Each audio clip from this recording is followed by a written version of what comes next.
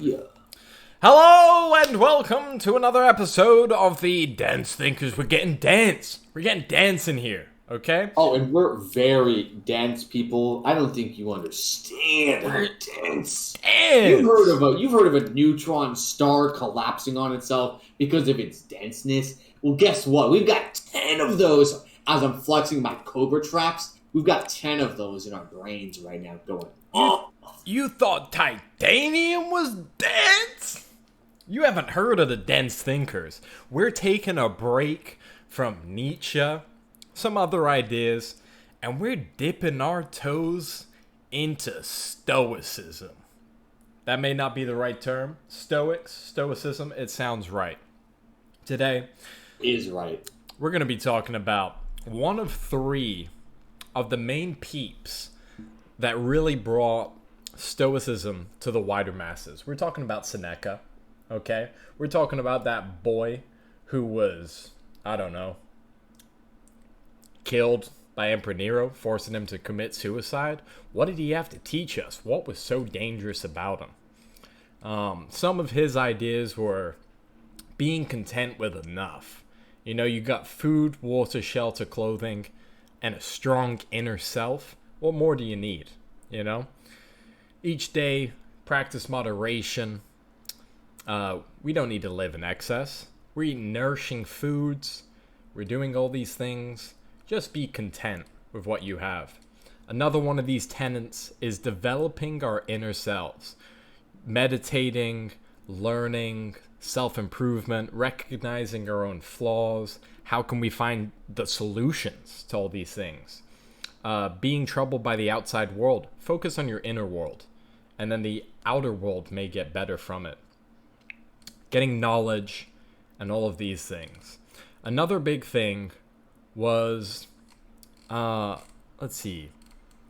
being that we're all equal. Everyone is equal. So like even kings and slaves, poor people, rich people, all of these things are futile because they can go and come willy-nilly. You know, you can be rich one day, poor one day.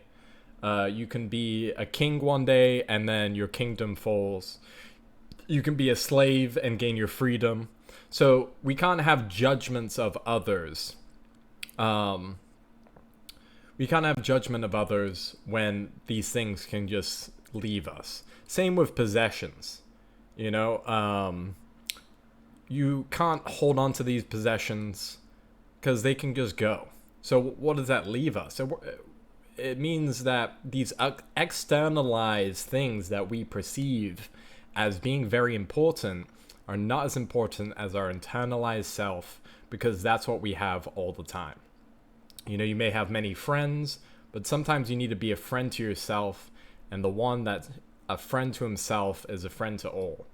Because understanding yourself, who you are, why you do the things you do, you gain a better understanding of people and yourself. So there's a little intro for you guys, a little dibble and dabble in there. He's right there.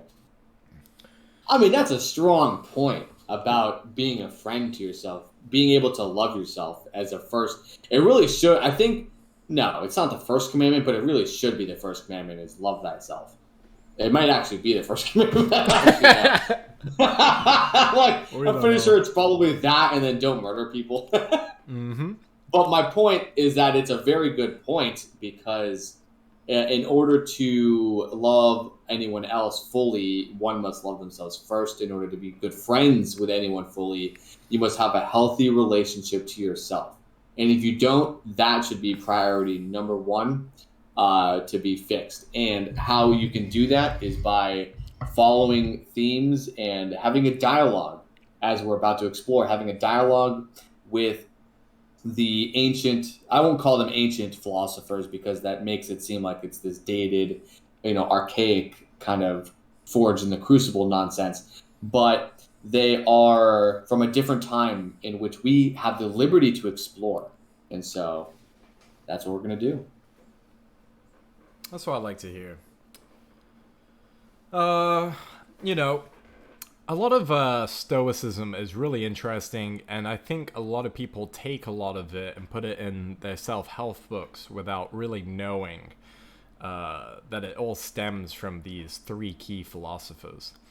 But one of these ideals I really like is negative visualization. It's a big tenet of the Stoic way of life. And negative visualization means, when you're not being stoic is sort of being calm in the face of chaos. And through negative visualization, we're able to be calm in the face of chaos because we've already thought about the worst possible outcome before it's occurred. So, for example, if I'm going for a run and I've planned out a 5-mile run, the weather's sunny, and I'm so excited. I'm like, wow, it's a beautiful sunny day. I'm going to go have a long run. And then it starts raining. And then my mood is dampened. I'm like, oh, should I go home? I'm not going to finish my run. But, these are all the things that happen in our life where it's like you have this thing that's outside of your control and you're letting it affect your internal world. That's where negative visualization comes in, is when you're going for your run, what's the worst possible thing that can happen? Oh, it can rain. Am I willing to go through on running in the rain, or should I bring a like a parker or like a rain jacket with me, or will I just continue? I've already made the commitment to this run. I'm not going to let any external thing that's outside of my control. No one can control the weather, so we shouldn't let it affect our mood and what we have going on in that day. Yeah, I do like that. That's a very good. It's a very good example of Stoicism as well, which Nietzsche, big simp boy over here for the mustache boy. You know what I'm saying? Dude, that mustache is thick. But I would think he actually admired based on the way he describes. I mean, he has his harsh criticisms, but he does admire Stoicism for being so well adapted to being able to handle the harsh elements of life, like what you're saying with your example there. Is you have a plan, right? You may have planned whatever you're planning. You're gonna finally read that book. You're gonna finally, do this, that, or the other. And life does this thing where it just interjects and says, "Nope, guess what? Throwing a monkey wrench into the whole thing." And there are two approaches to it, just like you, the runner, has two approaches to it suddenly raining on the day you're going to run. Are you going to quit? Are you just going to say, you know what? That's my limit. That's my threshold. I can't do it now. Or are you going to adapt to the situation, digest the situation as a good Stoic would, and maybe reapproach it at a different angle now? Come up with a plan of how can I run in the rain? Well, I can run with a rain jacket. What about my phone? I don't need it. You start to kind of map out a plan. I know this is a very basic example, but it's nonetheless kind of reflective of life in general, because we all know that this happens. And so, are you going to let the plans that you come up with for, again, this is plans you come up with generally are for your betterment, for your improvement and growth as a human being.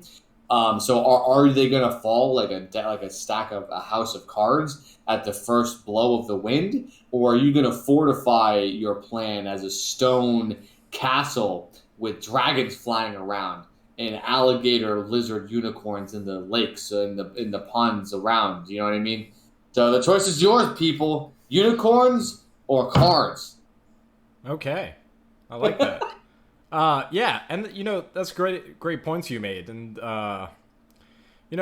that's where I really find that fascination, is just being, I guess, stoic. I'm sure there's other words for it, but just accepting all things that are outside of your control. Like, it's like if you try and control everyone around you, like, that's impossible. So you're not gonna have a good time, or you're not gonna be able to control the weather.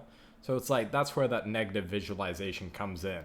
Is you're visualizing all the negative outcomes, and you're like, okay, that's all that can happen, and you've accepted it within yourself. So when you go for that run and it's sunny and then it starts raining, you've already accepted it in your mind. You it's not a surprise to you that it started raining, and Yeah. yeah, go ahead. but you don't want to plan for the negative worst outcomes. You know what I mean? Because then it becomes too stressful and can become too discouraging. I think the approach is more so one of understanding all of that possibilities and being at peace with it, but not to hyper focus on like, holy shit, like here's a job interview. Oh my god, they're gonna ask the fucking craziest questions. I'm not gonna be ready. I have to be ready, even though possibly I won't be ready. Like I feel like you can almost set yourself into a trap and fail by kind of hyperfixating, as opposed to more of like accepting, like, okay, there's a possibility I will get asked questions that I'm not prepared for, and I should be make a plan accordingly, and then kind of just go with that as a possibility, but not the like it's going to be inevitable. You know what I mean? Yeah, great point. If I was being misleading there, but yeah, it's like what you kind of described there was a mind that's anxious, Yes. anxiety filled. This is more of like a state of calm. Like, I'm like, oh, I'm going for a run. It might rain, might not. Or yeah, for the job interview example, it's like, oh, I'm going for this interview. They might ask, whatever these questions are. Let me prepare for them. And Yeah, then it's right, like, exactly. and then if anything else happens, like I did my best to prepare. Yeah, Before, like yeah, go ahead. really making sure for that interview that, oh, am I dressed appropriately? Do I understand the environment of the workplace? Do I understand? Because you're not going to want to, without going on too off on a tangent, you have to understand the environment that you're in. So for this job, like a hypothetical job interview, dressing accordingly to what is kind of expected of you, gearing up and being ready for the questions. And, sometimes the worst does happen. Sometimes you have a surprise bussy inspection and you just weren't ready for it. And Stoicism is there to guide you Yeah. during those rough bussy inspections. Yeah, for sure. And for a lot of people, being troubled by the outside world is one of their big flaws. And a lot of philosophers aim to eliminate feeling those troubles at all. So, Stoicism is trying to lessen that impact of external factors on our happiness. So, you want to be stoic, steady. You don't want external factors to make your emotions go on a roller coaster. So, it, you don't want to avoid being troubled because it's unrealistic. There's going to be times you're troubled, but knowing that you will overcome those troubled feelings. That's where like the knowledge comes in, and like your experience and understanding of the world and the knowledge you acquire. And then you brought up a point before about I think improvement or something. I'm not sure, but I just had a point about that. Um, where Stoics kind of talk about this, and I know like a lot of yogis talk about this, Yes. Yeah, which yeah, yeah. which is not comparing yourself to others and improving 100%. yourself and like focusing on yourself because it's a waste of energy. Like it's like if someone is able to reach the top shelf and you're not able to reach the top shelf, like what are you comparing for? It's like it's such a wasteless you know f- time of energy when you can just get a ladder or something. Um, That's a good point about the Easter. I was going to bring it up, but I wanted, I obviously wanted to give you air and time to speak too. But it's kind of funny. The more I read, not just about Stoicism, but about a lot of philosophy, I see a lot of Westerners coming to the same conclusions that these fucking ancient Eastern Chinese, Japanese, Buddhist, Taoist philosophers have come to like years ago. It's kind of funny. I should send you some stuff to read from Eastern philosophy, but it's really they kind of have shit figured out, and they've had shit figured out for a long time. But I definitely see a lot of Taoism in this Stoicism kind of dealing with the being able to handle the situations, being very acceptance, letting go, fully being aware of what you are in fact control of and what you are not in control of. And then the other point being the comparing. I'm going to go on a little Jordan Peterson route here, little JP baby. You know what I'm saying? I Little 12 know, rules for life, baby. You know what I'm I know saying? what Rule you're number saying. one: do heroin. Um, but his thing, he talks about comparison as well, and how he breaks it down is that everyone is no, you can't simplify somebody. If someone's bigger than you, or stronger than you, or smarter than you, that's one dimension of life. But there is an infinite amount of dimensions that we are playing on And it's not fair to compare yourself to another person because you may perceive them as successful in certain fields, but there's probably a lot of fields in which they're inadequate or they would fail horribly at that you would do amazing at. So it's really, I mean, it doesn't need to be hammered that this hard, but the point really is a good point, which is the only person you should be comparing yourself to is who you were yesterday. And have you improved? If the answer is no, then get to fucking work. Yep. And I think that's a great point you made about how these Eastern philosophies and Western philosophies come into play. Kind of that Stoic mindset of like everyone is the same. Like obviously not like all of the same, but like your position in life is futile. So a lot of people have like a superiority complex when they're in a higher up position over someone else, but like that can easily be flip flopped. So it's like, everyone has like these different races, but at the end of the day, like the ideal way to live for humans is like it's all pretty similar because like we're all humans at the end of the day. We have a finite lifespan. We have the same weaknesses, same strengths, a lot of us, and yeah, it's really interesting. And then back to you know comparing yourself to others and like working on yourself. One of the Stoic tenets that Seneca really likes is um, what like don't be concerned with others.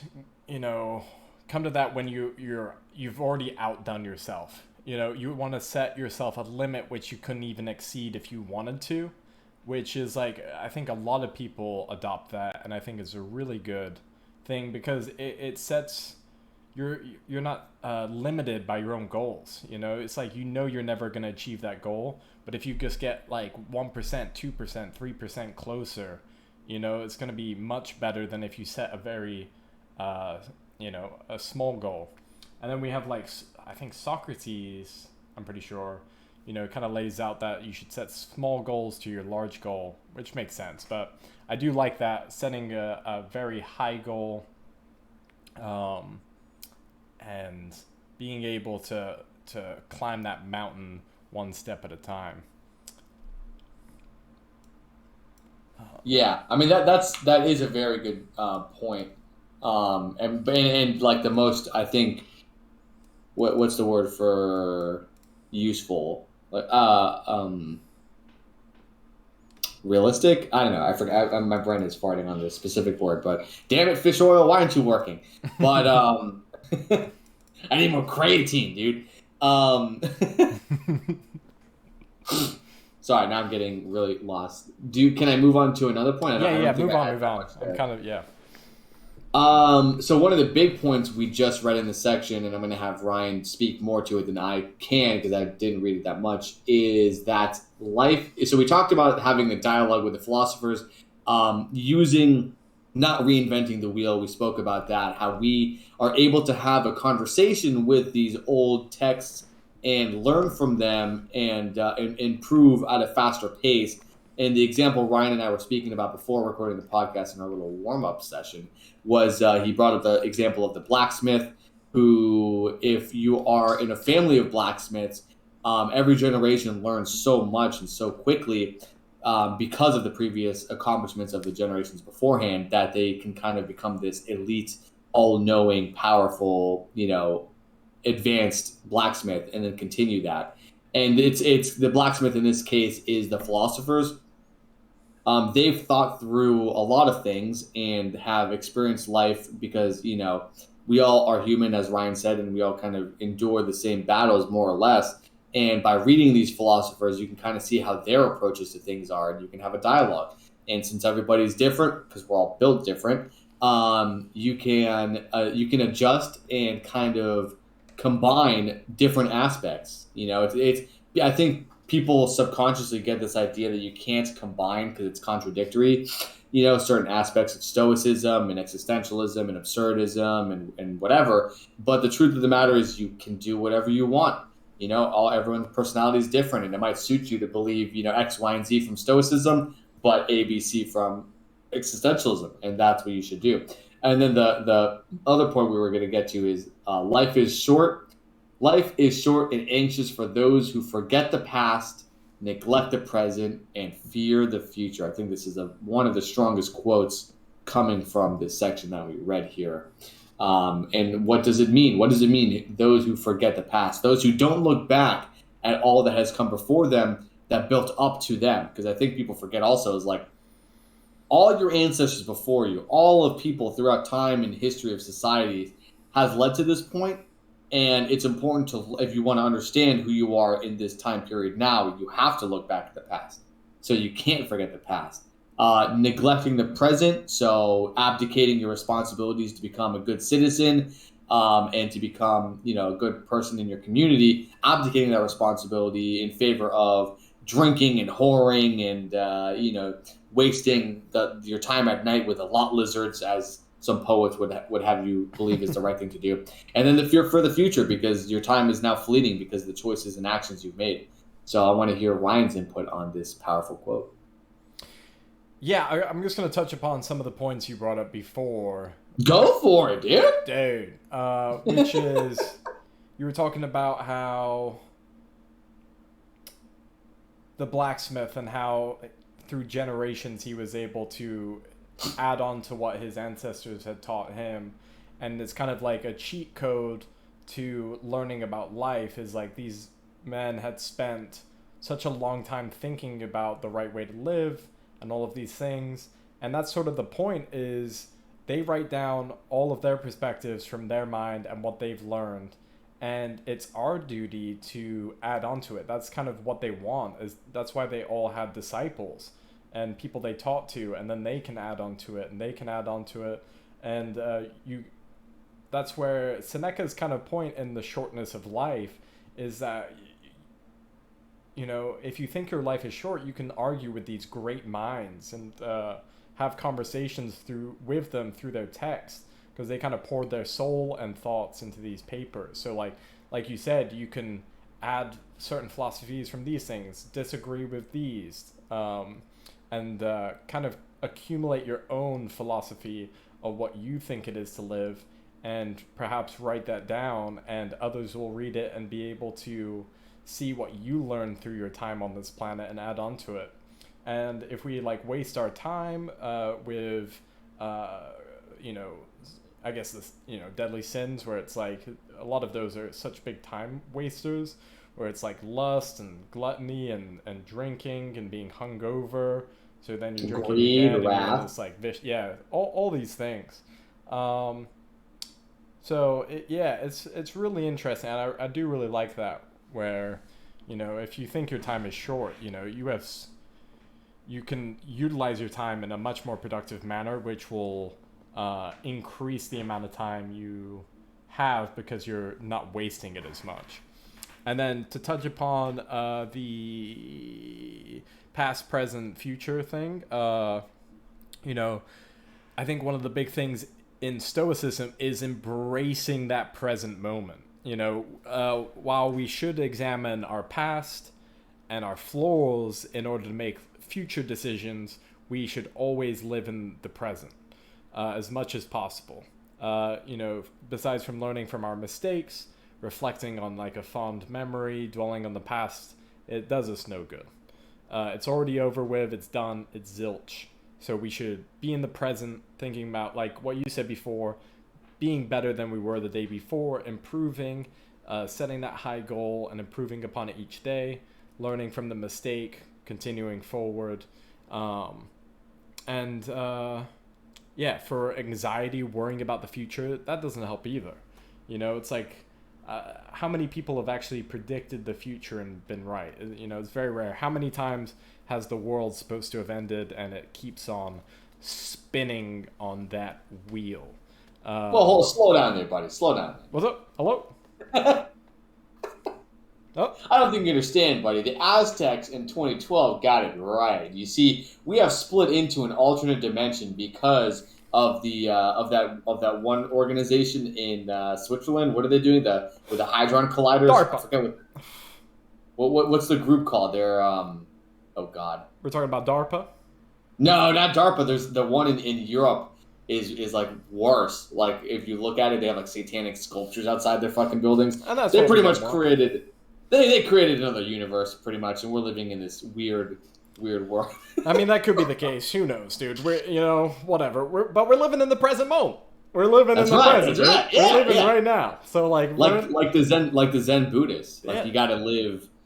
Smell the roses, as it's as cliche as that is. It's so like when I used to be more in tune with that stuff, dude. It was fucking amazing just to walk around and not be because when you're thinking of the future, you're literally neglecting the present. You're not even there. You're not there. You're in your head in an imaginary situation because the future isn't real. It's not real. It hasn't happened. It's not real.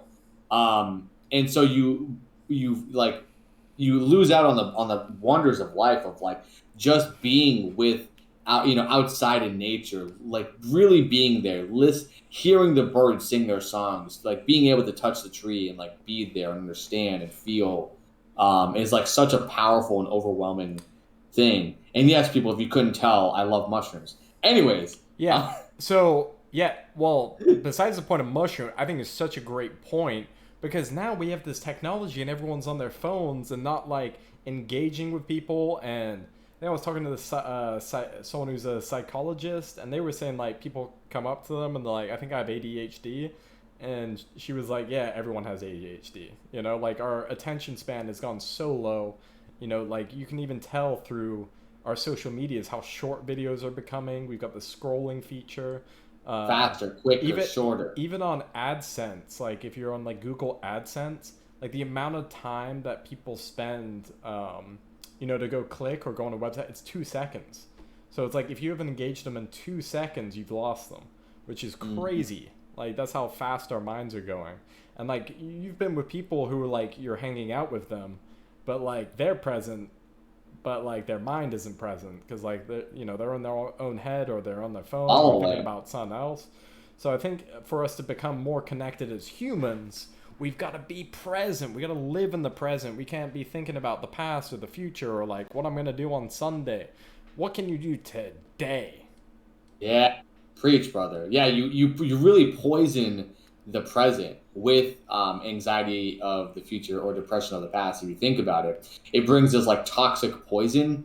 Like if someone is like thinking about some rude comment Karen said to them while they were at work and they let it hang over them the whole day, then they're poisoning they get together with friends later, then it just poisons the get together. And because we've all been, that's like a realistic situation we all been in, like I get it. It's not wise to kind of blanket that and plaster it on everything. I mean, we're very understanding of grieving when a loved one dies. That's different. Your friend should be there to help, but in most things like we're describing before about things out of your control, I mean, you can't control what people say, what they do. You have not an input to that, but you can contribute in some sense sometimes. But at the end of the day, getting familiar with what you have control over and then just like reminding yourself like, oh, I have no control over this. It doesn't mean anything. This person doesn't have power over my emotions by making me angry because I don't care because this doesn't matter. They don't matter. I matter. And I am in control of myself and how I feel. Very stoic. That's what I'm talking about. Let's see. Do you have any more points you'd like to bring up? I feel like, I mean, I only read the section one, so I don't really have. Yeah, I'm sure we're dipping our toes in the Stoicism. Just dipping our toes. Yeah, I'm trying to jump in the deep end, bro. Dude. I'm trying to jump in Fuji waters, bro, with dolphins and shit. Dude, I dip my toes, but I'm thinking I'm going to get all the way in. You know what I'm saying? Listen. Last week was dipping your toes with the 500 for one, but you just did 500 for four. We're the deep end, dude. We're in the deep end. That's what I'm talking with about. With the sharks, Ryan. With the gear sharks, the monsters, the real freaks of the abyss. That's what I'm talking about, dude. I stared into the abyss, and it didn't even stare back. It was too scared. It was too scared, dude. It ran away crying for mommy. Okay, so go ahead though. Let's finish this out. I'm gonna finish this up with two quotes from Seneca that I like. Okay, we've got number one here. Supposing they say they are happy, will their own opinions to this effect make them happy? It does not make any difference what a man says. What matters is how he feels. and not how he feels on one particular day, but how he feels at all times. Only the wise man is content with what he is. All foolishness suffers the burden of dissatisfaction with itself. Be content with who you are, people. Accept who you are.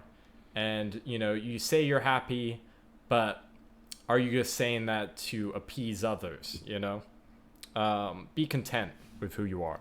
And the last one, happy the man who improves other people, not merely when he is in their presence, but even when he is in their thoughts. Be a good person and, help others. And, even when they think about you, it's a positive experience and helps them with what they need to do. Yes, sir. I love it. Powerful quotes. Dude, we're out here. Okay, dense That's thinkers. Right. We're just getting started. Dude, Stoicism is on the table, baby. Dude, and I'm eating it up. Dude. Yeah. Give me a second. I ate the first meal. Give me another meal. You know what I'm saying? Yeah, what was that? Fucking 100 calories of rice crackers, bro? More. Meat's back on the table because those rice crackers weren't cutting it. Okay. Okay, before Ben dies, dense thinkers. Out. Let's go. Woo. Deuces.